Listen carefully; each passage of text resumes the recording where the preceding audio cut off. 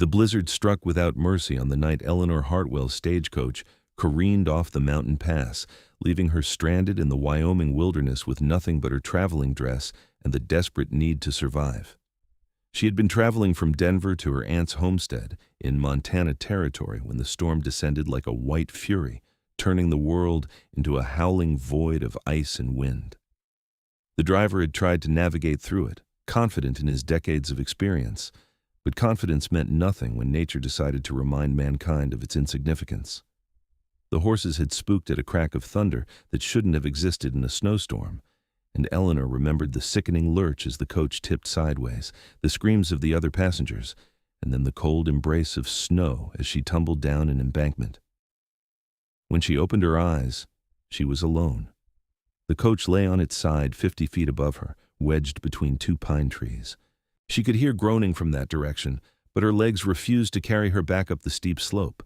The wind cut through her velvet traveling dress like knives, and her hands had already lost most of their feeling. She tried to call out, but the storm swallowed her voice. Eleanor forced herself to move. Her mother had always said she possessed a stubborn streak wide as the Mississippi, and she'd be damned if she'd freeze to death in the first hour. She stumbled forward, one foot sinking deep into snow, then the other, her arms wrapped around herself as her teeth chattered so violently she feared they might crack. The world was nothing but white and gray, and the skeletal shadows of pine trees bending under the weight of ice. She didn't know how long she walked. Minutes became meaningless. Her mind began playing tricks on her, showing her the warm parlor of her childhood home in Philadelphia, her father's study with its crackling fireplace, the tea parties she'd attended just last month, where the biggest concern had been whether Mrs. Patterson's daughter would secure an engagement to the banker's son. All of that felt like another lifetime, another world where people didn't die, frozen and alone in the mountains. When she fell, she wasn't sure she had the strength to rise again. Her knees hit the snow, and she pitched forward onto her hands. The cold had moved past pain into a strange, seductive numbness. She'd heard stories of people who froze to death saying it felt like falling asleep. That didn't seem so terrible anymore. "Get up," she said the words aloud, but they came out slurred. "Eleanor Hartwell, you get up this instant." Her body disagreed. She slumped sideways, and the snow felt almost soft, almost welcoming. Her eyes drifted closed. The sound of footsteps crunching through snow didn't register at first. Neither did the shadow that fell across her, blocking the endless white. But when strong hands gripped her shoulders and turned her over, her eyes flew open. The face above her looked carved from the mountain itself, all hard angles and weathered bronze skin, framed by dark hair that fell past his shoulders and a beard that couldn't quite hide a strong jaw. His eyes were the color of storm clouds, gray and intense, and they swept over her with an assessment that felt almost tangible. "Can you hear me?" His voice was deep, rough as gravel, but there was something steady in it that cut through the chaos of the storm. Eleanor tried to answer, but her mouth wouldn't form words anymore. She managed a small nod. Good enough. He didn't waste time with more questions. In one smooth motion, he scooped her up, cradling her against a chest that felt solid as oak beneath layers of fur and leather. Eleanor wanted to protest, to maintain some shred of dignity, but her body had other priorities. She couldn't feel her feet at all now, and her hands were useless lumps at the ends of her arms. Instead, she found herself pressing into his warmth, desperate for any relief from the cold that had seeped into her bones. He moved through the storm with a confidence that seemed impossible. Eleanor caught glimpses of his profile as he walked, the way he navigated between trees and over obstacles she couldn't even see through the whiteout conditions. This was a man who knew these mountains, who understood their moods and their dangers. She should have been frightened, being carried off by a stranger in the wilderness, but fear required energy she no longer possessed. Time lost meaning again. She drifted in and out of awareness, occasionally roused by a particularly strong gust of wind or a shift in his grip. At some point, the quality of the air changed. The howling wind became muffled, and blessed darkness replaced the blinding white. He was still moving, still carrying her, but they were inside something now. "Almost there," he murmured, and she realized her head was tucked against his neck, her frozen nose pressed to his skin. She should have been mortified, but she was shaking too hard to care about propriety. Light flared, warm and golden. A fire. He had a fire burning somewhere, and the sight of those flames made something in Eleanor's chest crack open with desperate hope. He carried her past the source of light, deeper into what she now recognized as a cabin, and then he was lowering her onto something soft. No. The word came out as barely a whisper, but he heard it. His hands paused where they'd been arranging furs around her. No what? Cold. She couldn't manage more than that, but he seemed to understand. I know. I'm going to get you warm, but I need to check you for injuries first. His hands moved to the buttons of her traveling coat, and Eleanor's frost-addled brain finally produced a spike of alarm. Wait! Her own hands came up, clumsy and uncoordinated, trying to bat his away. He stopped immediately, his gray eyes meeting hers. You're soaked through and half frozen. If I don't get these wet clothes off you, you're going to lose fingers and toes at minimum, possibly worse. I'm not interested in anything except keeping you alive, understand? The directness of his words, delivered without apology or embellishment, cut through her objections. Eleanor had been raised to guard her modesty above almost all else, but she wasn't fool enough to die for the sake of propriety. She gave a jerky nod. He worked quickly and efficiently, peeling away her coat, her dress, the layers of petticoats beneath. He kept his eyes on his task, his expression clinical, but Eleanor still felt heat creeping into her cheeks that had nothing to do with temperature. When he got to her chemise and drawers, both soaked through with melted snow, he paused. Can you manage the rest yourself? Eleanor tried to grasp the fabric of her chemise, but her fingers wouldn't cooperate. They felt like blocks of wood attached to her hands, useless and foreign. Humiliation burned in her throat as she shook her head. All right. Close your eyes if it helps. He removed the last of her undergarments with the same brisk efficiency, then immediately wrapped her in what felt like a cocoon of furs and wool blankets. The material was soft against her frozen skin, and Eleanor couldn't help the small whimper that escaped her. She still couldn't feel her extremities, but the shaking had intensified to the point where her whole body convulsed. Get in my bed, woman, you're shaking, the mountain man growled, and before Eleanor could process the command, he was lifting her again, carrying her across the cabin.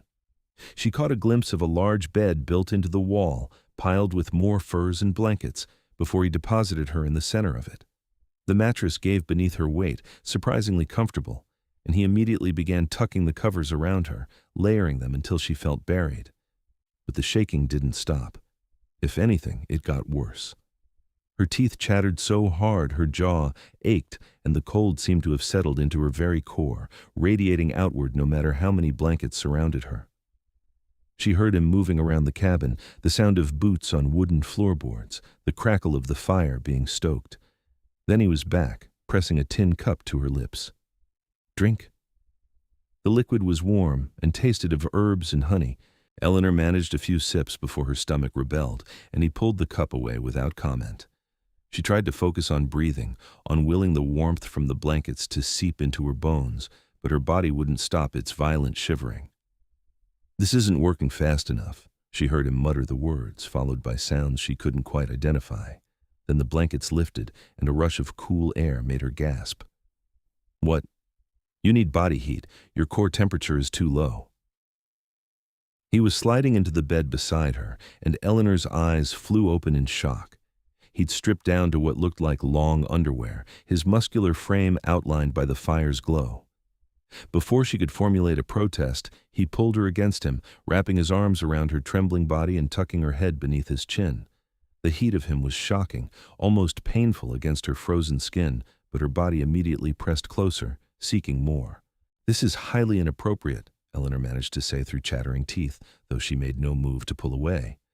Death is more inappropriate. His arms tightened around her, one large hand rubbing slow circles on her back. Stop thinking and focus on getting warm. What he did next left her speechless.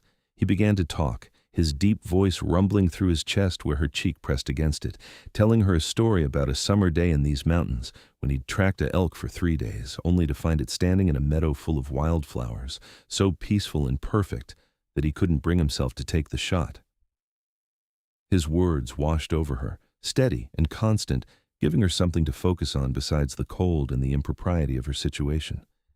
Gradually, painfully, feeling began to return to her extremities.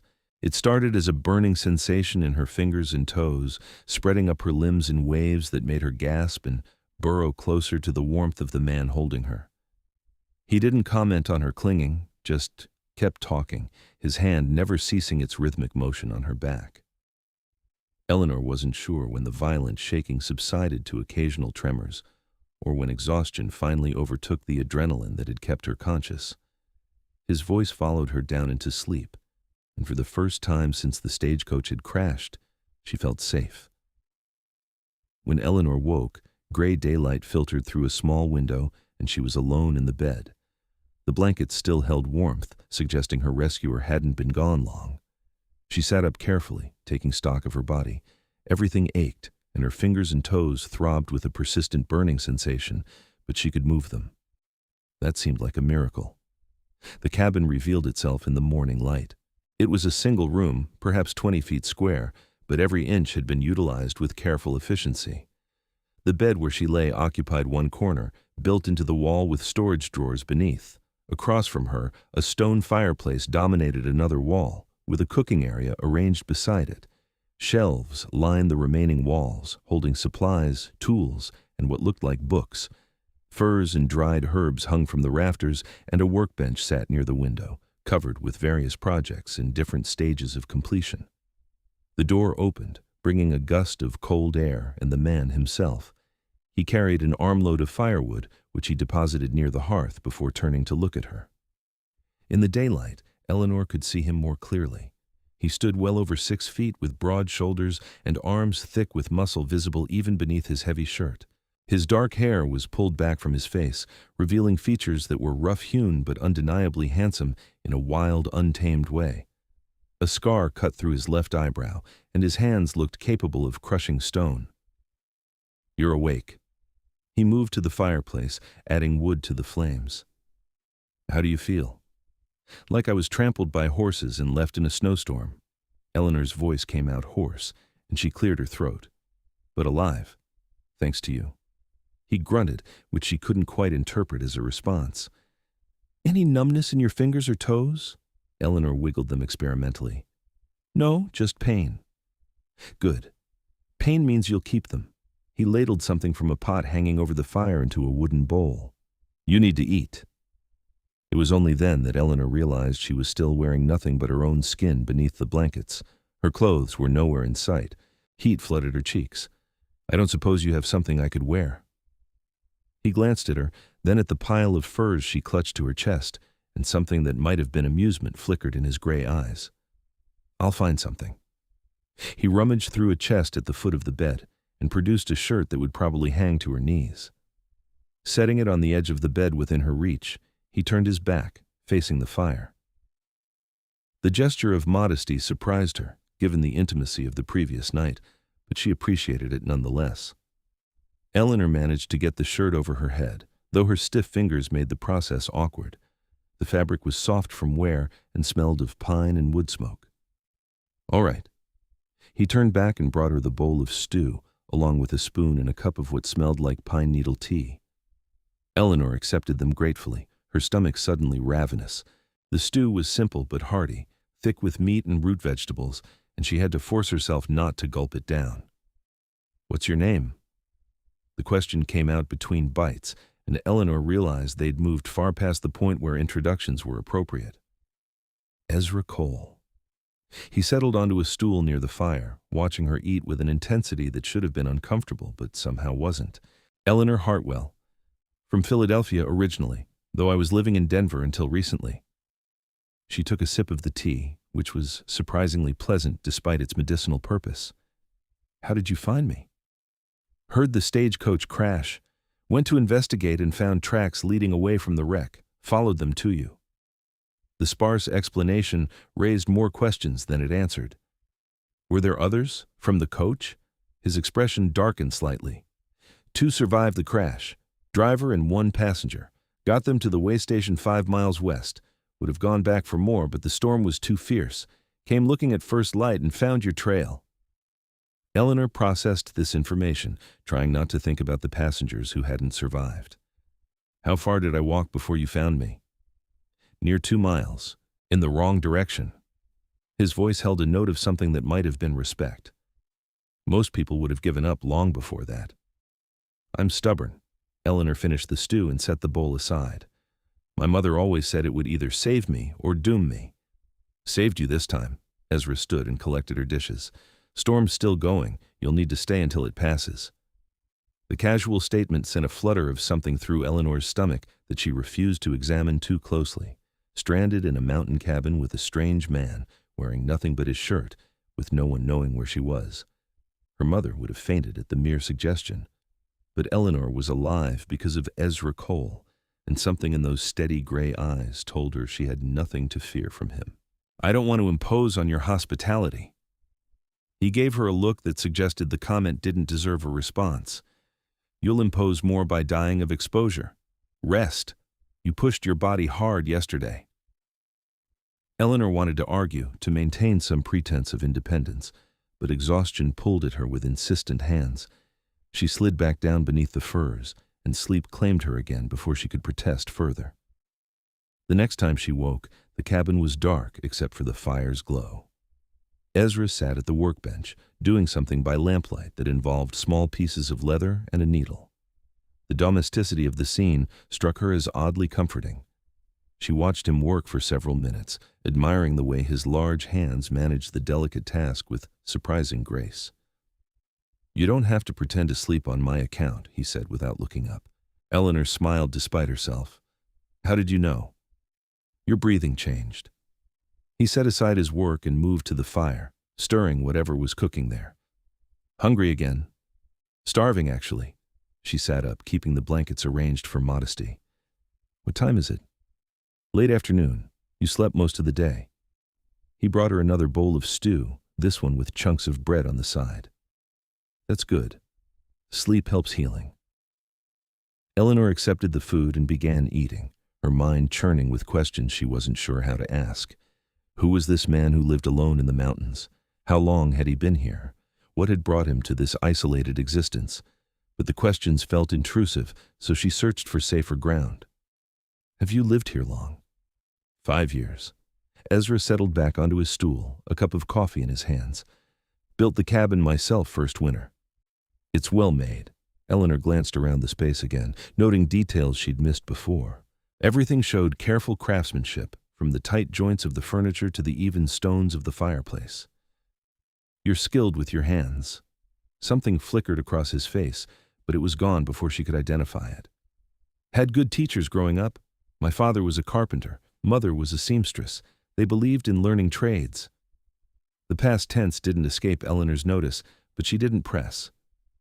Are you a trapper? Some. Mostly I hunt and trade with the settlements when I need supplies. The mountains provide most of what I need. Doesn't it get lonely? The question slipped out before Eleanor could stop it, and she immediately regretted the presumption. But Ezra didn't seem offended. He was quiet for a long moment, staring into his coffee. Sometimes. But loneliness is better than some alternatives. The weight in those words suggested a story, possibly a painful one. Eleanor wanted to ask, but she'd already overstepped once. Instead, she focused on her meal, the silence between them stretching but not uncomfortable. What about you? His question surprised her. What brings a Philadelphia lady to Montana territory? Eleanor smiled ruefully. My aunt. She married a rancher 10 years ago and has been begging me to visit ever since. I finally decided to take her up on the offer. Running from something. The perception in his question made her pause. Is it that obvious? You have the look of someone who needed a change. Eleanor considered how much to share. Something about the isolation of the cabin, the strange intimacy created by their circumstances, made honesty feel possible.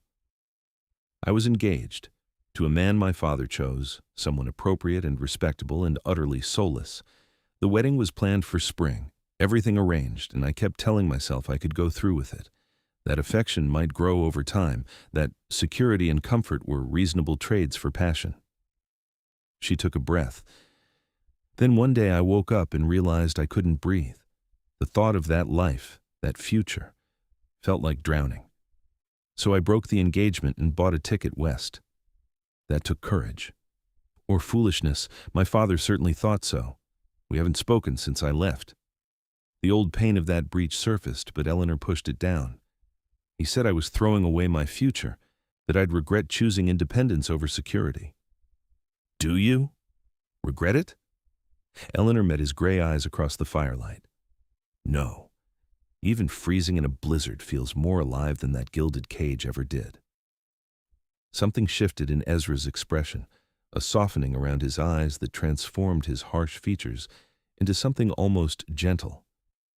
Your father was wrong about you throwing away your future. You're building a new one. The simple validation, coming from this rough mountain man who barely knew her, settled something in Eleanor's chest that had been restless for months. What about you? What brought you to live alone in these mountains? His jaw tightened slightly, and Eleanor thought he might not answer. When he finally spoke, his voice had gone rough. I was a soldier. Fought in the war back in 63, 64. Saw things, did things that a man can't unsee or undo. When it was over, I tried going back to normal life, but I didn't fit anymore. The noise, the crowds, the pretending everything was fine when nothing was fine. The mountains don't ask questions or expect you to be something you're not. They just are. And that's enough. Eleanor heard the depths of pain beneath his words, the kind that came from experiences she couldn't imagine. Thank you for telling me. He nodded, then stood abruptly, as if needing to move. Storm should break tomorrow. I'll take you to the way station then, get you on your way to Montana. The mention of leaving brought an unexpected pang. Eleanor told herself it was simply reluctance to venture back out into the cold, but she knew it was more than that. In the span of a day, this cabin had become a refuge, and Ezra Cole had become something she couldn't quite name. That night, Eleanor insisted on sleeping on furs by the fire, despite Ezra's protests. He finally relented, making her a pallet that was probably more comfortable than some hotel beds she'd slept in. She lay awake for a long time, listening to the wind howl outside and the quiet sounds of Ezra's breathing from the bed across the cabin. The storm raged on, and part of her hoped it would last just a little longer. Morning brought clarity in more ways than one. The wind had died, and weak sunlight streamed through the window, turning the world outside into a glittering expanse of white. Eleanor woke to find Ezra already up, packing supplies into a leather satchel. I can make it back to the way station and return before nightfall, he said when he noticed her stirring. You should stay here. Keep warm. I'm going with you. Eleanor sat up, her body stiff but functional. I can manage the walk. It's 5 miles through deep snow. I walked 2 miles through a blizzard while half frozen. I think I can manage 5 in daylight with a guide. She fixed him with a determined look. Besides, the sooner I get to the way station, the sooner I can arrange transport to my aunt's ranch. Ezra studied her for a long moment, then gave a slight nod. You'll need proper clothes. He produced her traveling dress, now dry and somewhat worse for wear, along with her undergarments. Eleanor dressed behind the privacy of a blanket hung from the rafters, grateful for the return of her own clothes, even if they were wrinkled and torn in places. Ezra added layers of furs and a heavy coat that swallowed her frame, along with sturdy boots lined with rabbit fur that were far too large but could be stuffed with cloth to fit. You look like a walking fur pile, Ezra observed, and Eleanor thought she detected amusement in his tone. As long as I'm a warm, walking fur pile, I'll accept the fashion critique. They set out into the brilliant morning, the sun reflecting off the snow with blinding intensity. Ezra led the way, his long legs breaking a trail that Eleanor followed, trying to step in his footprints to conserve energy. The world was impossibly beautiful and harsh, pristine white stretching in all directions, broken only by the dark spires of pine trees and the occasional gray stone outcropping. Despite her bravado, the journey tested Eleanor's endurance. The deep snow made every step an effort, and the altitude left her breathing hard. But she refused to complain or ask for rest, driven by stubborn pride and the desire not to prove Ezra right about her inability to make the trek. He seemed to sense her struggles anyway. After the first mile, he adjusted his pace, and he called regular stops under the guise of checking their direction or scanning for wildlife. During one such pause, he produced strips of dried meat from his pack, and they ate, standing in the shelter of a massive pine. "You're tougher than you look," Ezra said, handing her a water skin. Eleanor took a long drink before responding. "I'll take that as a compliment, though I suspect it says more about your low expectations than my actual toughness. Most city women I've known would still be complaining in the cabin, demanding I carry them or waiting for rescue that would never come. Most city women you've known probably didn't have to endure their mother's ideas about proper posture and deportment. Trust me, walking through snow is easier than balancing books on your head for hours. Eleanor surprised herself with the bitter edge in her voice. Ezra's expression softened. Sounds like you've been escaping all your life, not just the past few months. The observation hit too close to truth. Eleanor looked away, ostensibly studying the landscape, but really composing herself. We should keep moving. The way station appeared in the early afternoon, a rough wooden structure that looked barely more substantial than Ezra's cabin. Smoke rose from its chimney, and horses stood in a nearby corral, testament to life and activity. As they approached, a grizzled man stepped onto the porch, rifle in hand, until he recognized Ezra. "Cole, didn't expect to see you again so soon."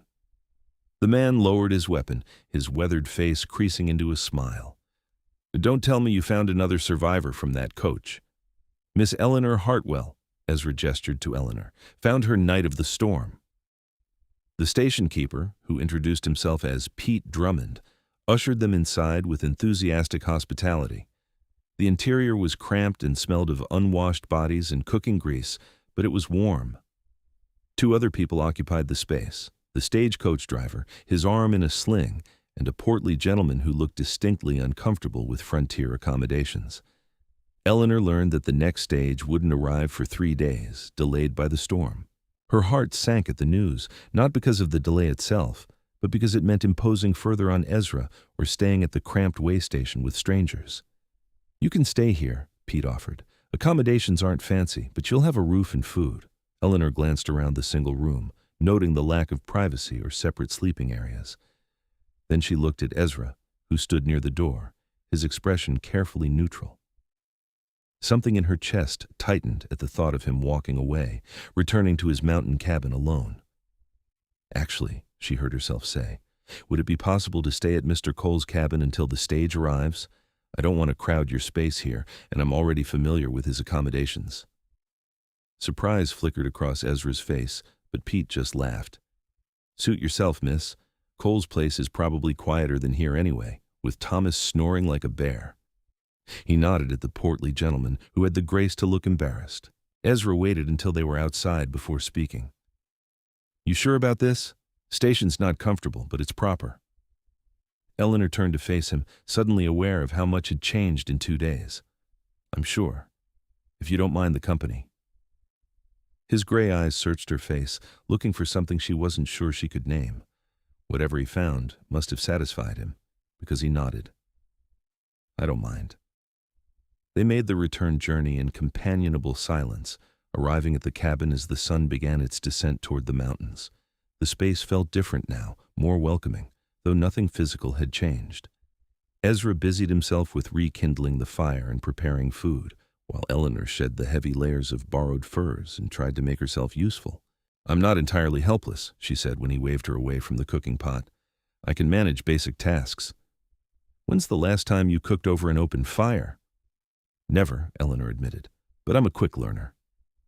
Ezra considered this, then handed her a knife and a pile of root vegetables. "These need cutting. Small pieces, uniform size." Eleanor accepted the task with determination, settling onto the stool he'd vacated. The knife was sharper than anything she'd used in Philadelphia kitchens, and the vegetables were unfamiliar varieties, but she applied herself to the work. Ezra moved around her with easy efficiency, adding wood to the fire, seasoning the pot, checking supplies. They worked in harmony, and Eleanor felt something settle in her chest, a rightness she'd rarely experienced. "You're thinking too hard," Ezra observed, startling her from her reverie. "How do you know I'm thinking at all?" "You get a line between your eyebrows when you're working through something." He tapped his own forehead in demonstration. Eleanor self-consciously smoothed the area he'd indicated. "I was just thinking how strange it is that I feel more at home here, in a one-room cabin in the middle of nowhere, than I ever did in my father's mansion." "Maybe because here you can be yourself, whoever that is." Ezra took the cut vegetables and added them to the pot. No expectations except survival. Is that why you stay? To escape expectations? He was quiet for a moment, stirring the pot with a long wooden spoon. Partly. Also because I like the quiet, the simplicity. Life here makes sense in a way civilization never did. But don't you miss people? Connection? Ezra's hand stilled, and when he looked at her, something in his expression made Eleanor's breath catch. Sometimes, more in the past 2 days than the previous 5 years. The admission hung in the air between them, weighted with meaning Eleanor wasn't sure she was ready to examine. Her pulse quickened, and she found herself unable to look away from his steady gaze. Eleanor. Her name on his lips sounded different than it ever had before, rough and somehow reverent. I need to know what you're thinking, staying here with me. Because if it's just practicality, avoiding the way station, that's fine. But if it's something else? He trailed off, leaving the question unfinished. Eleanor's heart hammered against her ribs. She could deflect, could retreat behind the propriety she'd been raised with, could pretend she didn't understand what he was asking. Or she could be honest. It's something else, she said softly. I don't know what exactly, but when I thought about saying goodbye at the station, about you walking away, it felt wrong. And I've spent too many years doing what feels wrong to start again now. Ezra crossed the small space between them in 2 strides. He cupped her face in his large, calloused hands, his thumbs brushing her cheekbones with surprising gentleness. I need you to be sure. I'm not a gentleman from your world, Eleanor. I'm rough and scarred, and I live in the wilderness like an animal. I can't offer you fancy houses or society or any of the things you're used to. Eleanor reached up to cover his hands with her own. Good, because I don't want any of those things. I want something real, even if I don't know what that looks like yet. He kissed her then, and it was nothing like the chaste courtship kisses she'd exchanged with her former fiancé. This was fire and hunger and barely restrained need, his mouth claiming hers with an intensity that made her knees weak. Eleanor's hands fisted in his shirt, pulling him closer, and she heard a low growl rumble through his chest that sent heat cascading through her body. When they finally broke apart, both breathing hard, Ezra rested his forehead against hers. 3 days until the stage comes. 3 days, Eleanor echoed, understanding the unspoken question. 3 days to explore whatever this was between them, to see if the spark could survive beyond the forced intimacy of isolation. 3 days before she had to choose between the life she'd planned and something utterly unknown. I want them, she said firmly. All 3 days, whatever they bring. Ezra's smile transformed his face, softening the harsh lines into something beautiful. Then let's not waste them. They ate dinner with hands that occasionally brushed, with eyes that lingered, with a tension that was delicious rather than uncomfortable. Afterward, Eleanor helped clean up, learning the rhythms of Ezra's domestic routine. He showed her how he filtered water from melted snow, how he stored food to keep it from freezing, how he maintained his tools and weapons. She absorbed it all with eager attention, surprising herself with how much she wanted to understand this life. As darkness fell, they sat by the fire, Eleanor wrapped in furs on the pallet she'd used the night before, Ezra on his stool with a whetstone and knife. The domestic scene felt intimate despite the space between them.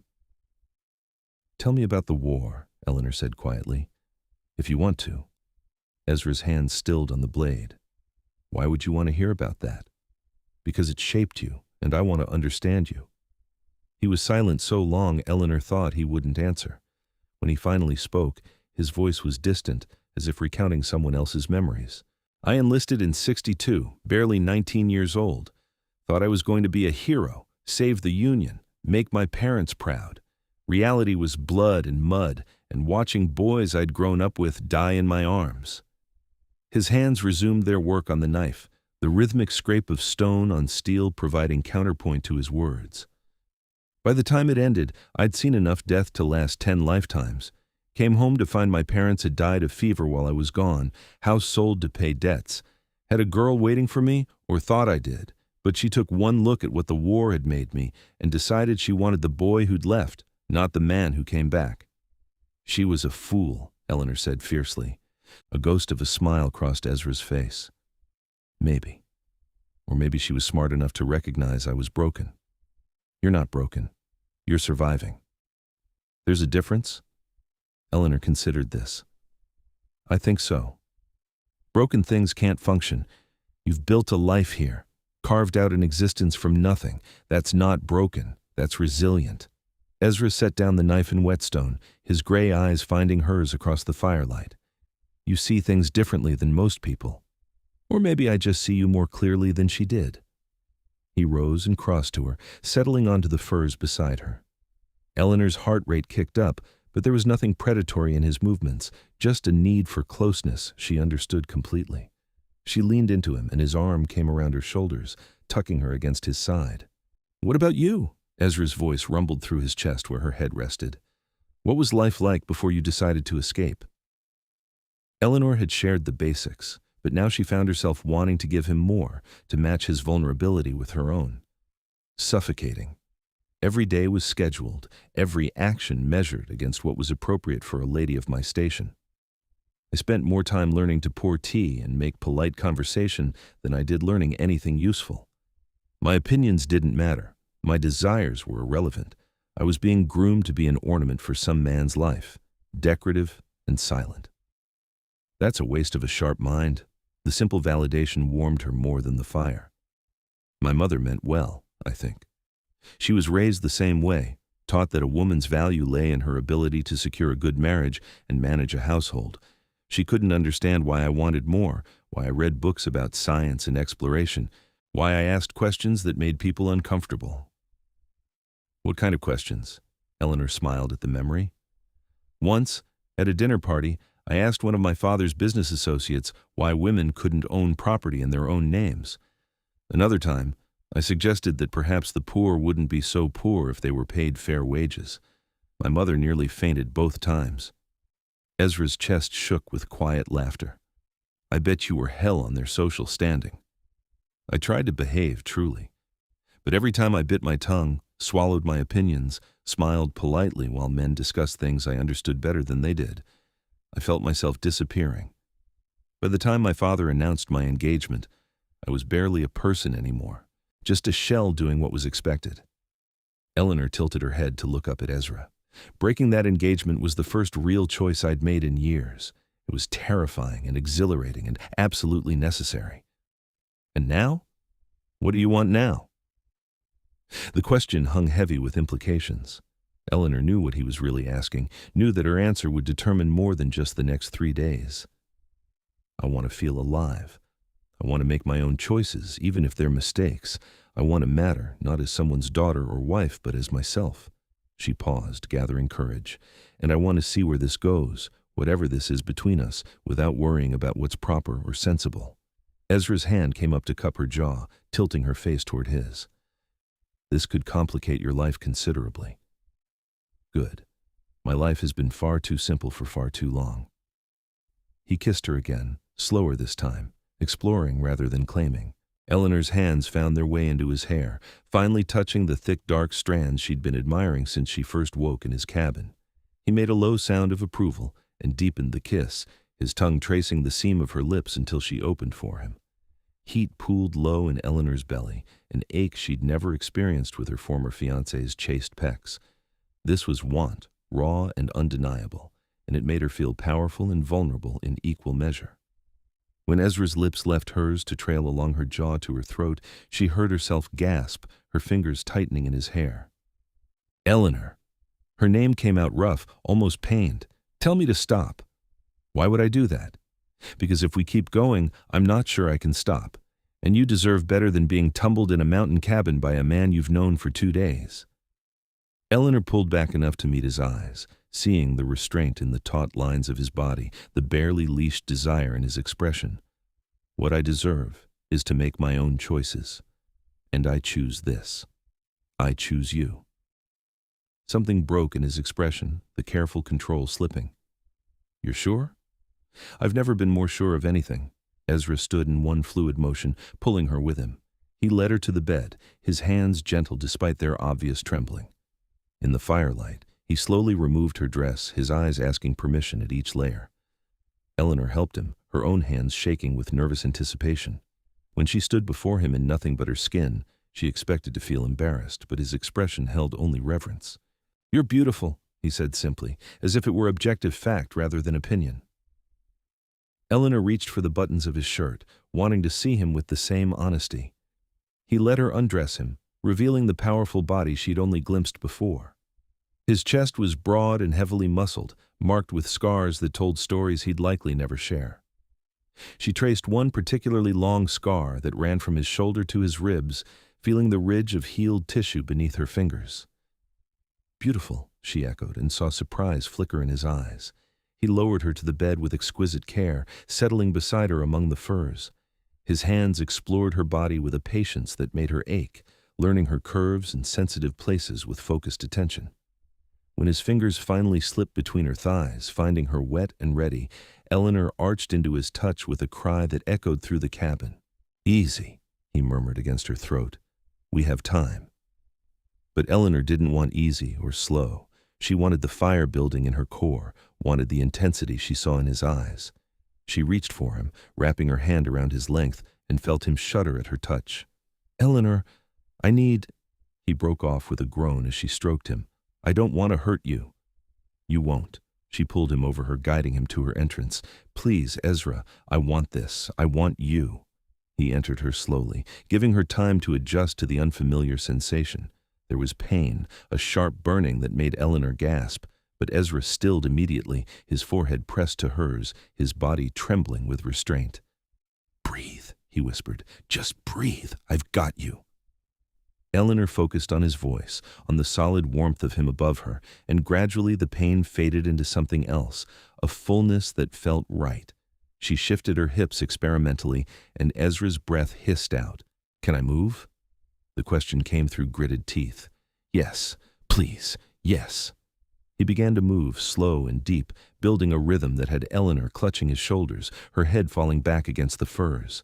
The pleasure built with each thrust, coiling tighter in her core, and she heard herself making sounds she'd never made before, wanton and desperate and entirely honest.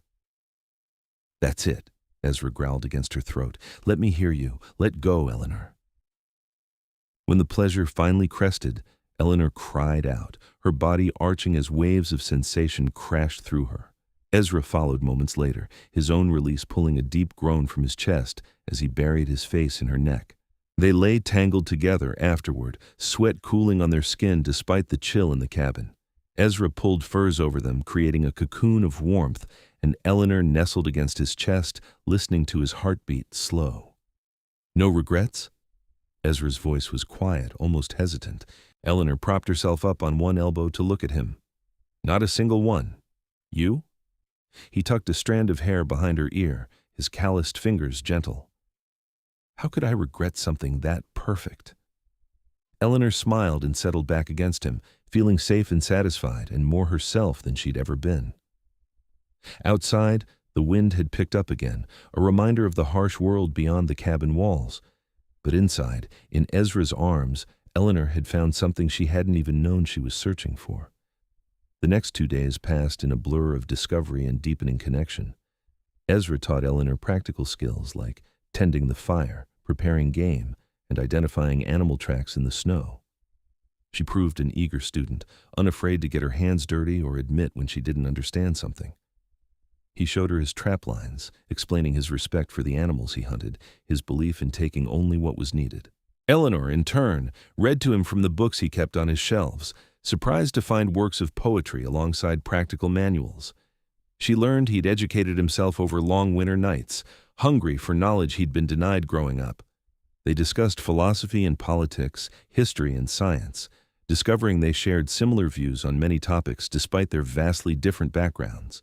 The physical attraction that had ignited between them showed no signs of diminishing. They made love with increasing confidence and exploration, learning each other's bodies with thorough attention. Ezra was an attentive lover, focused on her pleasure, and Eleanor discovered depths of passion she'd never imagined existed. On the third morning, they woke to bright sunlight and the distant sound of bells. The stage had arrived a day early, likely making up for lost time. Eleanor felt the weight of reality settling over her like a heavy cloak. She had to make a choice now, one that would determine the entire course of her future. Continue to Montana and her aunt's ranch, the plan she'd set in motion months ago, or stay here with a man she'd known less than a week, but who'd somehow become essential to her. Ezra seemed to sense her turmoil. Over breakfast, he was quieter than usual, his movements careful, as if she might shatter. "You're going to the way station today," he finally said. It wasn't a question. "I have to. My aunt is expecting me, and my trunks are probably there by now, forwarded from the wreck." Eleanor pushed food around her bowl without eating. "But I don't want to." "Then don't." Ezra's gray eyes were intense when they met hers. "Stay. Stay here with me." Eleanor's heart leaped at the invitation, but her practical mind raised immediate objections. For how long? A week? A month? And then what? "For as long as you want. Forever, if that's what you choose." He reached across the table to take her hand. "I know it's fast, I know we barely know each other, but I've never felt this way about anyone. These past few days with you have shown me what I've been missing, living up here alone. I don't want to go back to that." "It's not about what I want," Eleanor said, though that wasn't entirely true. "It's about being practical. I can't just move into your cabin and play house. I need to think about my future, about supporting myself. I'll take care of you." The words, though well-intentioned, rankled. "I don't want to be taken care of. That's what my father wanted, what my fiancé promised. I broke free of one cage, Ezra. I won't walk willingly into another, no matter how much I care about the jailer." Pain flashed across his face, but to his credit, he didn't argue. "You're right. I'm sorry. That came out wrong." He stood and paced to the window, his shoulders tight. "What do you want, Eleanor? Truly?" Eleanor took a breath, trying to organize thoughts that had been churning since she woke. "I want time to figure out who I am without someone else defining me. I want to visit my aunt, see if Montana suits me, maybe find work or start something of my own, and I want to see if what we have is real or just a result of extraordinary circumstances." "You think this is just because I saved you?" Ezra's voice was hard. "Some kind of misplaced gratitude?" "No. Maybe. I don't know."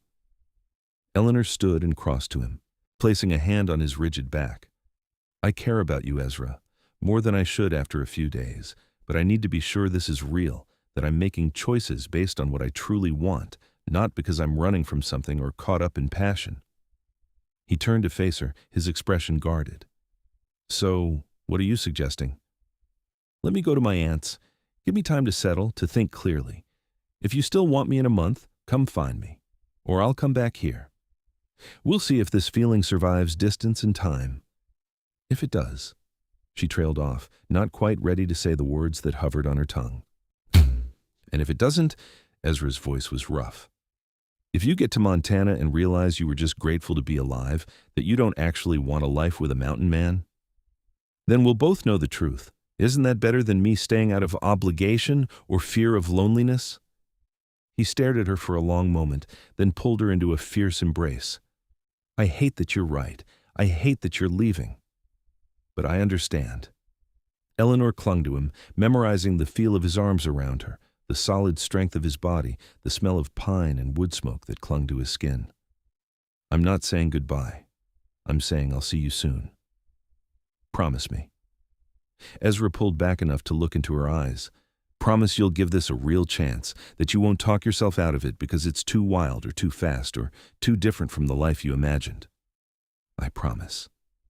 Eleanor rose on her toes to kiss him, pouring everything she felt into the contact. "I promise I'll come back if this is real. And I think it is, Ezra. I really do." The walk to the way station felt endless despite being only 5 miles. They didn't talk much, both lost in their own thoughts. When the rough building came into view, Eleanor felt tears prick her eyes for the first time since the stagecoach crash. Pete Drummond greeted them with characteristic cheerfulness, informing Eleanor that her trunks had indeed arrived and the stage would depart within the hour. He tactfully didn't comment on the fact that she'd spent the past 3 days at Ezra's cabin, though his eyes held knowing amusement. Eleanor retrieved her trunks from storage, noting with relief that they'd survived the crash intact. She changed into a fresh traveling dress behind a privacy screen, and when she emerged, she felt like she was putting on armor, resuming a role she'd temporarily shed. Ezra waited outside, standing apart from the bustle of passengers loading. Eleanor approached him, her chest tight with emotion she couldn't quite name. "This isn't goodbye," she said again, needing to believe it. "This is goodbye until we see each other again," Ezra corrected. He pulled something from his pocket, a small carved wooden bear, no bigger than her thumb. "I made this last night, so you'd have something to remember me by." Eleanor accepted the carving, her fingers tracing the intricate details. It was beautiful, the bear captured mid-stride, every line perfect. "It's wonderful. Thank you." She wished she had something to give him in return, but her belongings were all practical, nothing personal or meaningful. As if reading her mind, Ezra shook his head. "I don't need a token. I'll remember you just fine." The stage driver called for passengers to board. Eleanor looked at the coach, then back at Ezra, torn between duty and desire. "Go," Ezra said softly. "Figure out what you want, Eleanor. I'll be here when you're ready." She kissed him one last time, quick and fierce, then forced herself to turn away. She climbed into the coach without looking back, settling onto the hard bench beside an elderly woman and a young family. As the stage lurched into motion, Eleanor finally allowed herself to look out the window. Ezra stood exactly where she'd left him, tall and solid against the snow-covered landscape. He raised one hand in farewell, and Eleanor pressed her palm to the cold glass, wishing she could touch him one more time. Then the stage rounded a bend, and he disappeared from view. The journey to Montana Territory took 3 days, with stops at various way stations and settlements. Eleanor kept to herself, responding politely when spoken to, but offering little conversation. She spent most of her time looking out at the landscape and turning Ezra's carving over in her hands, missing him with an intensity that surprised her. Her aunt's ranch materialized from the vast Montana plains like an oasis, a collection of wooden buildings surrounded by corrals and outbuildings. Margaret Hartwell turned. Donovan met the stage with enthusiastic hugs and a torrent of questions Eleanor couldn't begin to answer yet. Aunt Margaret proved to be everything Eleanor remembered from her childhood visits, warm, practical, and refreshingly blunt. She'd married Samuel Donovan 10 years prior, a rancher 20 years her senior who'd needed a capable partner as much as a wife. The marriage had been one of mutual respect and growing affection, and Margaret had thrived in Montana's open spaces. Over dinner that first evening, Eleanor found herself telling the entire story, from the stagecoach crash to the mountain cabin to Ezra himself. Margaret listened without interruption, her sharp eyes missing nothing. "And now you're here, trying to figure out if what you felt was real?" Margaret summarized when Eleanor finished. "Smart girl. Passion is wonderful, but it can't sustain a relationship alone. I kept thinking about Papa, about how he chose security and position over everything else. I don't want to make the same mistake in reverse, choosing passion without considering practicality." Eleanor traced the rim of her teacup. "But I also don't want to be so practical that I lose something precious." "Life is always a balance between head and heart," Margaret agreed. "The question is, can you see yourself building a life in these mountains, not just with this man, but the life that comes with him?" Eleanor considered this. "I don't know. I'd never seen real wilderness until the crash. Never chopped wood or cooked over a fire or went days without seeing another person. But I didn't hate it. If anything, I felt more alive than I had in years." That's the adventure talking. Dear, wait until you've experienced a full winter or summer's heat and insects, or the isolation when you desperately need another woman to talk to. Margaret's voice was kind but firm. "I love my life here, but it's hard in ways city folks can't imagine. You need to understand what you'd be taking on." "How do I do that?" "Stay here, help with the ranch, learn the work, experience the reality of frontier life. If you still want your mountain man after a few months, then you'll know it's real." Eleanor spent the next several weeks doing exactly that. She learned to ride properly, not the sedate park rides of Philadelphia, but actual working horsemanship. She helped with calving season, getting covered in mud and worse while assisting with difficult births. She learned to bake bread in a wood-fired oven, preserve food for winter, mend fences, and 100 other tasks that would have horrified her mother. The work was exhausting, but Eleanor found deep satisfaction in it. There was something honest about physical labor, about being able to see the direct results of her efforts. The ranch hands treated her with friendly respect once they realized she wasn't afraid to get dirty, and Margaret proved to be an excellent teacher. But through it all, Eleanor thought about Ezra. She wondered what he was doing in his mountain cabin, whether he was still trapping and hunting, whether he missed her as much as she missed him. She kept his carved bear in her pocket, taking it out during quiet moments to remind herself of those perfect days. A month passed, then two. Spring arrived with a rush of green and wildflowers transforming the landscape. Eleanor had proven herself capable of frontier life, earning the respect of the ranch hands and even Samuel's gruff approval. She could have stayed, made a life there helping Margaret run the ranch. It would have been a good life, purposeful and free, but it wouldn't have been complete.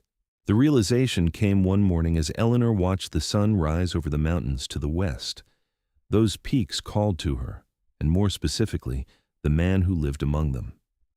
She'd proven to herself that she could survive frontier life, that her feelings weren't just gratitude or rebellion. She wanted Ezra, wanted the life they could build together, wanted to see if the spark between them could grow into something lasting. "You're going to him," Margaret said at breakfast, reading Eleanor's expression with ease. "Yes, if you'll still have me." Doubt crept in for the first time. "It's been 2 months. Maybe he's moved on, decided I wasn't worth waiting for." Only one way to find out. Margaret reached across the table to squeeze Eleanor's hand.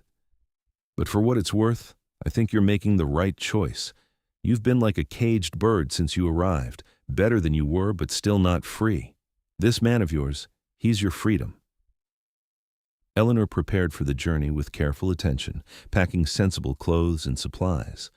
Samuel insisted on sending 2 ranch hands with her for safety, at least as far as the way station where she'd last seen Ezra. Eleanor accepted gracefully, knowing Margaret would worry otherwise. The journey back felt longer than the one away, anticipation making every mile stretch. When the way station finally appeared, Eleanor's heart hammered against her ribs. She thanked the ranch hands, arranged for her bags to be held, and set out on foot toward Ezra's cabin. She remembered the way, following landmarks Ezra had pointed out during their walk months ago. The forest was different now, alive with spring growth, but the path was clear enough. Eleanor's confidence wavered as she climbed higher into the mountains. What if he'd left? What if he was there but didn't want her anymore? What if she'd waited too long? The cabin appeared through the trees, looking exactly as she remembered. Smoke rose from the chimney, and Eleanor's relief was so intense she had to stop and compose herself. He was home. She approached slowly, suddenly nervous about how to announce herself. Before she could decide, the door opened and Ezra stepped out, an axe in one hand. He froze when he saw her, his expression cycling through shock, disbelief, and something that looked like desperate hope. "Eleanor?" His voice, rough and familiar, broke the paralysis that had gripped her. Eleanor closed the distance between them, and Ezra dropped the axe to catch her, lifting her off her feet in an embrace that drove the breath from her lungs. "You came back," he said against her hair, his voice cracking. "I thought I was afraid. I promised I would if it was real." Eleanor pulled back enough to see his face, reaching up to touch the beard he'd trimmed since she'd last seen him. "It's real, Ezra. I spent 2 months trying to talk myself out of it, trying to be practical and sensible, and I couldn't. I don't want sensible. I want you." He kissed her with a desperation that matched her own, and Eleanor felt herself melting into him, coming home after a long journey. When they finally broke apart, both breathing hard, Ezra rested his forehead against hers. "I missed you every single day. Thought about riding to Montana 100 times, but I promised to give you space." His hands framed her face, thumbs stroking her cheekbones. "Tell me you're staying. Tell me this isn't just a visit." "I'm staying. If you'll have me, if we can figure out how to make this work, I'm staying." "Thank God." Ezra kissed her again, softer this time, savoring rather than claiming. "Come inside. We have plans to make." Inside the cabin, everything was as Eleanor remembered, but somehow more welcoming. Ezra had added touches she hadn't noticed before. Wildflowers in a jar on the table, a new set of shelves, a second stool. Small things that suggested he'd been preparing for her return, even if he hadn't been certain it would happen. They talked for hours, discussing practicalities and dreams in equal measure. Eleanor wanted to help with the trapping and hunting, to learn everything Ezra could teach her about mountain life. Ezra wanted to build an addition to the cabin, create more space for a shared life. They discussed trips to settlements for supplies, the possibility of trading Eleanor's skills in reading and arithmetic for goods, ways to make the isolation less complete without sacrificing the peace they both craved. "What about marriage?" Ezra asked as the sun began to set. "I know you're wary of being owned, but I want to make this official. I want everyone to know you're mine and I'm yours." Eleanor considered this carefully. "Marriage on our terms, not traditional vows about obeying, but something equal. Partners, not owner and property." "I'd never want to own you, Eleanor. You're too wild for that, too bright. I just want to build a life with you." Ezra pulled her into his lap, and Eleanor settled there naturally.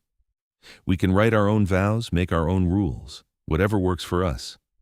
"Then yes, I'll marry you, Ezra Cole, but I'm keeping my name." He laughed, the sound rich and free. "I wouldn't expect anything else, Eleanor Hartwell." They married a week later in a small ceremony at the way station, with Pete Drummond as witness and a traveling preacher who happened to be passing through. Eleanor wore a simple dress she'd brought from Montana, and Ezra wore his cleanest shirt and looked impossibly handsome with his hair tied back.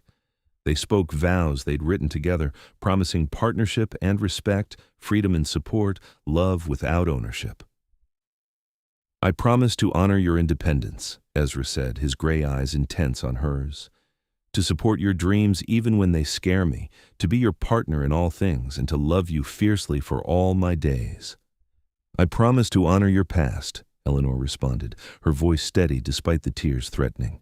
"To be your refuge when the world gets too loud, to build our future together on equal ground, and to love you with all the passion and practicality I possess." The kiss that sealed their union was witnessed by Pete's cheerful applause and felt like the beginning of something magnificent. Summer in the mountains was a revelation. Eleanor learned to track game, set traps, identify edible plants, and navigate by stars and landmarks. Ezra proved to be a patient teacher, never condescending, always willing to explain. Eleanor's education in Philadelphia had given her a strong foundation in reading and mathematics, which proved useful in calculating supplies and measurements for the cabin addition Ezra built. The addition took shape over several weeks, providing a separate sleeping area and more storage. Eleanor insisted on helping with the construction, ignoring Ezra's protests about it being too hard. She learned to swing a hammer, cut timber, and lift heavy loads. Her hands developed calluses, her body grew lean and strong, and she'd never felt more capable. They fell into routines that suited them both. Mornings were for chores and hunting, afternoons for whatever projects needed attention, evenings for reading and talking by the fire. They made love frequently, learning each other's bodies with thorough attention, the passion between them not fading, but deepening as emotional intimacy grew alongside physical. Eleanor wrote to her aunt regularly, letters that were carried down the mountain by Ezra during his trading trips. Margaret's responses were warm and encouraging, full of news from the ranch and approval of Eleanor's choices. There was no word from Philadelphia, and Eleanor found she didn't mind. That life felt like a distant dream, something that had happened to someone else. As summer faded into autumn, Eleanor realized she'd never been happier. The isolation she'd worried about felt freeing rather than confining. The hard work satisfied something deep in her soul.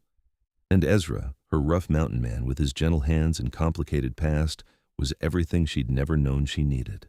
One October evening, as they sat watching the first snow of the season begin to fall, Eleanor felt a familiar queasiness rise in her stomach. It had been present for a few weeks now, always in the mornings, and she'd been ignoring it, telling herself it was something she ate or just adjustment to the altitude. But denial could only last so long. "Ezra," she said carefully, "I think I might be pregnant." He went very still beside her, his hand freezing where it had been tracing patterns on her arm. "You think? Or you know?"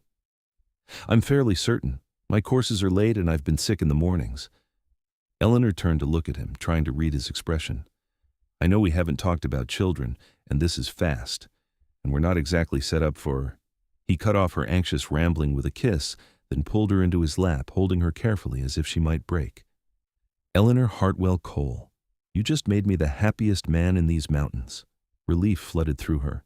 "You're not upset? Worried?" "Terrified," Ezra admitted honestly, "but also thrilled. A child, our child, growing inside you. How could I be anything but grateful?" Eleanor felt tears spill over, hormones and happiness combining into overwhelming emotion. I was afraid you'd think it was too soon, or that I'd trapped you somehow. You couldn't trap me if you tried. I walked into this with my eyes open, knowing what could happen. His hand settled on her still flat stomach with reverent gentleness. We'll figure it out. Expand the cabin more, learn what we need to learn. Together. The pregnancy progressed through winter, and Eleanor discovered that being with child in the wilderness required different preparations than in civilization. There were no doctors nearby, no hospitals, no immediate help if something went wrong. But there was Ezra, researching everything he could find about childbirth, preparing supplies, making the cabin as comfortable as possible. And there was Pete Drummond's wife, Clara, who rode up from the way station once a month to check on Eleanor and offer advice from her own experiences bearing 5 children. Eleanor's body changed, her belly swelling with their child. Ezra was attentive and awed, talking to her stomach and feeling for kicks. The baby, active and strong, seemed to do acrobatics at the most inconvenient times. Eleanor found herself equally excited and terrified as the due date approached. Spring arrived with the baby, born during a thunderstorm in late April. The labor was long and painful, and there were moments when Eleanor feared they'd both die in that cabin. But Clara proved to be an excellent midwife, and Ezra was a steady presence, letting Eleanor grip his hands hard enough to leave bruises, whispering encouragement when she wanted to give up. When their son finally arrived, wailing his displeasure at the cold world, Eleanor felt something in her chest expand beyond measure. Ezra cut the cord with shaking hands, tears streaming down his weathered face as he held their baby for the first time. "He's perfect," Ezra whispered, carefully placing their son on Eleanor's chest. "You're both perfect." They named him Thomas after Ezra's father, and he had his mother's green eyes and his father's dark hair. Eleanor took to motherhood with the same determined practicality she'd applied to everything else, learning to nurse and change and soothe through trial and error. Ezra was a devoted father, patient with midnight wakings and explosive diapers, constantly amazed by the tiny human they'd created. The years that followed were full of challenges and joy in equal measure. Thomas grew into a curious, active toddler who seemed determined to explore every inch of the mountains. Eleanor and Ezra added more to the cabin, creating space for their growing family. 2 years after Thomas, they welcomed a daughter they named Margaret, after Eleanor's aunt. She was quieter than her brother, with her father's gray eyes and a stubborn streak that reminded Ezra of Eleanor. Life wasn't easy. Winters were harsh, summers brought their own challenges, and there were times when Eleanor missed the conveniences of civilization, but she never regretted her choice. The freedom she'd found in the mountains, the love she shared with Ezra, the children they were raising to be independent and capable, all of it felt right in a way nothing else in her life ever had. They made trips down the mountain regularly, visiting the way station and occasionally traveling to larger settlements for supplies and connection. Eleanor maintained correspondence with her aunt, and Margaret visited when she could, delighted with her namesake and charmed by Thomas. There was still no word from Philadelphia, and Eleanor had made peace with that loss. Her father had made his choice, and she'd made hers. One autumn evening, when Thomas was 7 and Margaret 5, Eleanor stood outside the cabin watching the sunset paint the mountains in shades of gold and purple. Ezra came up behind her, wrapping his arms around her waist and resting his chin on her shoulder. "What are you thinking about?" he asked, his voice rumbling against her back. "How different my life is from what I imagined. How much better it is than anything I could have planned." Eleanor leaned into his embrace, still finding comfort in his solid strength after all these years. "Sometimes I think about that girl stepping off the stagecoach in Denver, so determined to escape, but not sure toward what. I wish I could tell her it all works out, that the blizzard and the crash and the fear all lead somewhere beautiful. She'd probably think you were crazy, telling her she'd end up married to a mountain man with 2 kids and calluses on her hands." Eleanor laughed. She absolutely would. But I think she'd also be relieved to know she finds her place, her purpose, that she gets to be herself. Thomas and Margaret burst out of the cabin, arguing about something only they understood, and Ezra went to mediate. Eleanor watched her family with a heart so full it ached. She thought about propriety and expectations, about the life she'd been meant to live in Philadelphia, that Eleanor would have been comfortable and respectable and slowly dying inside. This Eleanor, roughened by mountain life and deepened by love, was vibrantly, chaotically alive. The fire inside the cabin crackled with invitation, and Eleanor heard Ezra call her name. She took one last look at the mountains that had become home, the wilderness that had set her free, and went inside to her family. Years continued to pass, marked by seasons and milestones rather than calendar dates. Thomas grew tall and strong like his father, with the same quiet confidence in the wilderness. At 14, he could track and hunt as well as Ezra, and he'd inherited his mother's quick mind and curiosity about the world. Margaret, at 12, was proving to be an excellent horsewoman and had a gift for healing, often helping her mother tend to injured animals or treating minor wounds. Eleanor and Ezra settled into a comfortable partnership that had only strengthened over time. They still made love with passion, still talked deep into the night, still challenged and supported each other in equal measure. The romantic intensity of their early days had matured into something deeper, a bond forged through shared challenges and triumphs.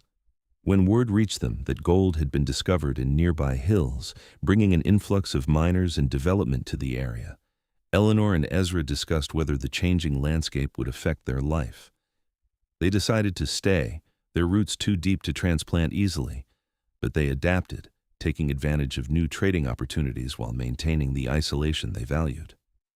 Eleanor started teaching children from nearby settlements during the winter months, converting part of their expanded cabin into a small schoolroom. She discovered she had a gift for education, and the work gave her intellectual stimulation while benefiting the community. Ezra occasionally guided hunters or traders through the mountains, his expertise in demand as more people ventured into the wilderness. Their 20th anniversary arrived with little fanfare, marked by a quiet dinner after the children were asleep. Eleanor and Ezra sat by the fire, sharing a bottle of whiskey Ezra had traded for, comfortable in the silence. "Do you ever regret it?" Eleanor asked, breaking the quiet. "Taking in that half-frozen woman from the blizzard?" Ezra snorted. "Best decision I ever made, though I might have done it differently if I'd known you'd reorganize my entire cabin and insist on learning everything I knew." "I did not reorganize." Eleanor paused at his knowing look. "All right, I did. But your system made no sense. My system worked perfectly for me alone, but I'm not alone anymore, and I wouldn't trade that for anything." He pulled her closer, and Eleanor settled against his side as naturally as breathing. "You made my life bigger, Eleanor. Before you, I was just surviving, hiding from my past. You gave me a reason to live again, to build something that matters." "You gave me freedom," Eleanor responded, threading her fingers through his. "Real freedom, not just the absence of constraint, but the presence of choice. Every day I choose this life, choose you, and that makes all the difference." They sat in comfortable silence, watching the fire burn low, secure in the life they'd built from a chance meeting in a blizzard. Thomas left home at 17 to work on a ranch in Montana, wanting to see more of the world before deciding where to settle. It was hard for Eleanor to watch him go, but she understood the need for independence, for testing himself against new challenges. He promised to write, and he kept that promise, his letters full of adventures and observations that made Eleanor smile. Margaret stayed longer, helping with the teaching and learning healing arts from a traveling doctor who wintered nearby. At 19, she announced her intention to become a proper nurse, planning to train at a hospital in Denver. Eleanor's heart broke a little at the thought of both children gone, but she was proud of their courage and determination. "We raised them to be independent," Ezra reminded her the night after Margaret left. "Can't be surprised when they actually do it." "I know, I just miss them." "Me too, but it's also nice to have the cabin to ourselves again." Ezra pulled her into his lap with a suggestive grin that made Eleanor laugh. "We're too old for this." "Says who?" He kissed her thoroughly, proving that age hadn't diminished the attraction between them. The cabin felt too quiet with the children gone, but Eleanor and Ezra adjusted, rediscovering the rhythms that had existed before parenthood. They traveled more, visiting Thomas in Montana and Margaret in Denver, exploring parts of the territory they'd never seen. Eleanor was amazed by how much the West had changed since she'd first arrived. the rapid development and population growth transforming the landscape. But the mountains remained constant, and their cabin was always home. Thomas married at 22 to a rancher's daughter named Sarah, who proved to be as capable and independent as her mother-in-law. They settled in Montana, eventually taking over the ranch where Thomas had worked. Eleanor and Ezra attended the wedding, staying for several weeks to help establish the young couple. Eleanor found herself giving Sarah advice she wished someone had given her about balancing strength and vulnerability, independence and partnership. Margaret returned home at 25 with a nursing degree and a quiet confidence that reminded Eleanor of herself at that age. She opened a small clinic at the way station, providing medical care for the scattered settlements in the area. She never married, claiming her work was fulfillment enough, and Eleanor understood that choice too. Grandchildren arrived in due course, Thomas and Sarah eventually having 3 sons who visited the mountain cabin every summer. Eleanor delighted in teaching them the same skills she'd taught their father, watching them grow wild and free in the mountains. Ezra carved toys for them, told stories, and passed on the knowledge he'd accumulated over decades in the wilderness. As Eleanor approached 60, she found herself reflecting on the journey that had brought her to this point. From Philadelphia society to widow's cabin to mother to grandmother, each stage had built on the last, creating a life richer than anything she'd imagined during those desperate days after breaking her engagement. Her body bore the marks of hard living, calloused hands, sun-weathered skin, joints that ached in cold weather. But she felt more beautiful now than she ever had in silk dresses and carefully arranged hair. This beauty came from purpose and love, from a life well lived on her own terms. Ezra had aged too, his dark hair now shot through with silver, his beard fully gray. But he was still strong, still capable, still the man who'd carried her through a blizzard and offered her freedom. They moved a little slower now, took longer to recover from exertion, but their core remained unchanged. One evening, as they sat on the porch watching another spectacular mountain sunset, Eleanor thought about that night 25 years ago when Ezra had commanded her into his bed. She'd been shaking from cold and fear, certain she was dying, and he'd done what was necessary to save her life. What he'd done next, the respect he'd shown, the partnership he'd offered, the love he'd given, had saved her soul. "What are you smiling about?" Ezra asked, catching her expression. "Us, how we started, where we ended up. How lucky I was to crash that stagecoach." "Don't think luck had much to do with it. You were stubborn enough to survive, brave enough to choose your own path, and smart enough to see value in a broken soldier living in the mountains. You were never broken, just healing in your own way." Eleanor took his hand, feeling the familiar calluses and scars. "We healed each other, I think." "Yeah," Ezra agreed softly. "We did." They sat in comfortable silence as the sun disappeared behind the peaks, painting the sky in brilliant colors. Inside the cabin, dinner waited, and tomorrow would bring its own tasks and pleasures. But for this moment, Eleanor was content to simply be, secure in the knowledge that she'd found exactly what she'd been searching for all those years ago: freedom, purpose, love, and a mountain man who'd seen her truly, completely, and loved what he found. The seasons continued their eternal cycle, but Eleanor and Ezra's rhythm remained constant. Winter brought deep snows and quiet evenings by the fire. Spring meant new growth and hard work preparing for summer. Summer filled the cabin with grandchildren's laughter and endless activity. Autumn painted the world in gold and prepared them for winter's return. They grew old together, slowly and gracefully, neither fighting the inevitable changes, but accepting them as part of life's natural progression. Margaret visited regularly, monitoring their health with professional concern and filial love. Thomas and his family came every summer without fail, the cabin bursting with 3 generations. At 70, Eleanor still taught occasionally, though she'd turned over most of her students to younger teachers.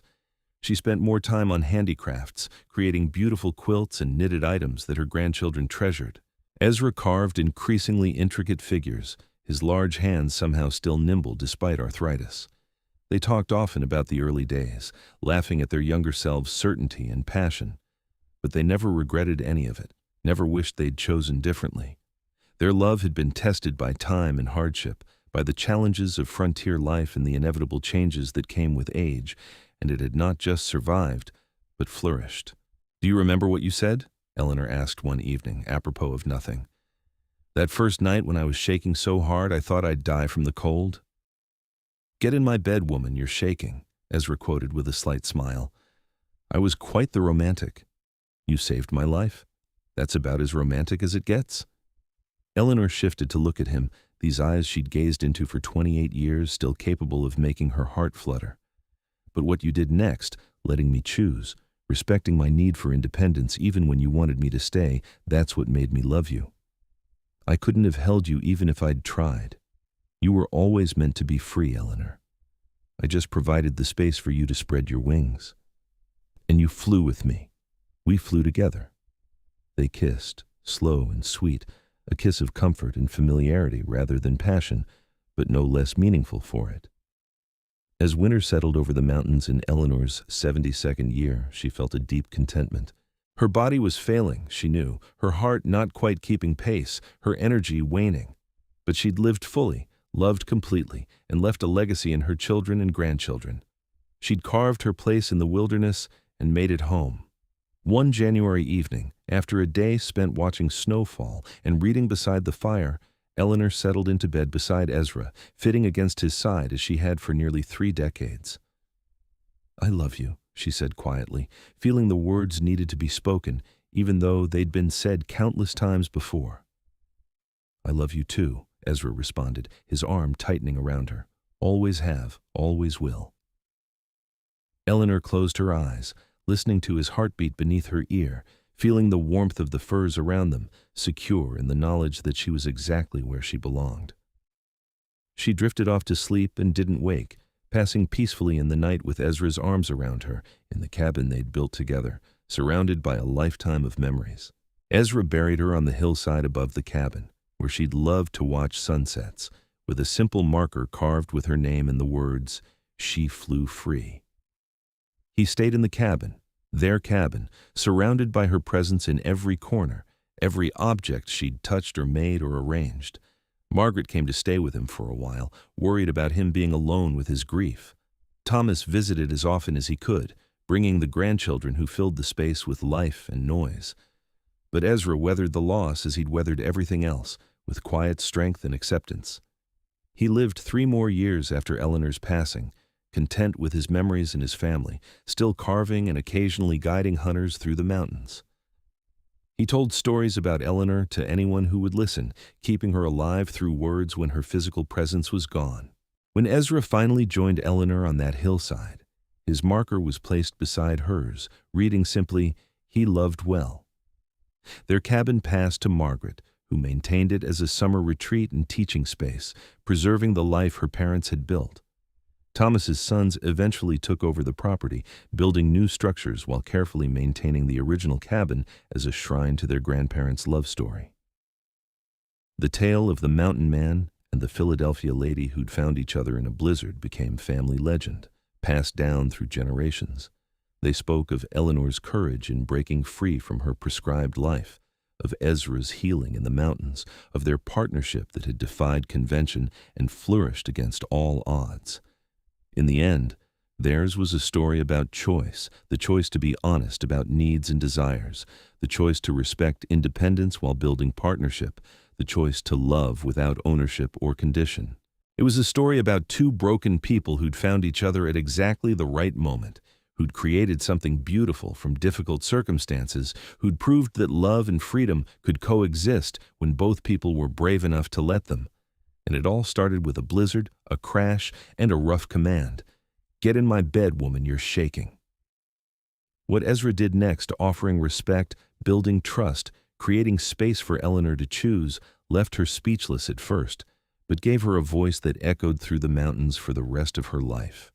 Their love story became legend in those mountains, a testament to the power of choosing yourself while choosing another, of finding home not in a place but in a person, of being brave enough to build a life that defies expectations. The cabin still stands, maintained by descendants who understand its value not just as shelter, but as symbol. Visitors come sometimes, drawn by the story, and they stand in that space where Eleanor and Ezra built their life together, where their love transformed 2 lonely people into a family, where the West was still wild and freedom meant something tangible.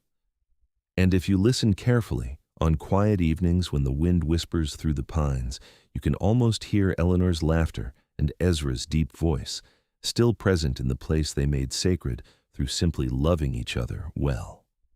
Their story ended, as all stories must, but the legacy remains in descendants who carry their strength and independence, in the cabin that shelters seekers of solitude, in the mountains that witness their devotion, and in the hearts of anyone who believes that love is worth the risk, that freedom is worth the fight, and that sometimes the best life is the one you build for yourself, stone by stone, choice by choice, heartbeat by heartbeat. Eleanor Hartwell and Ezra Cole chose each other, chose freedom, chose love, and in doing so, chose a life that mattered. Not because it was grand or notable by society's standards, but because it was authentically, completely, courageously their own. And really, what more could anyone ask from a life well lived?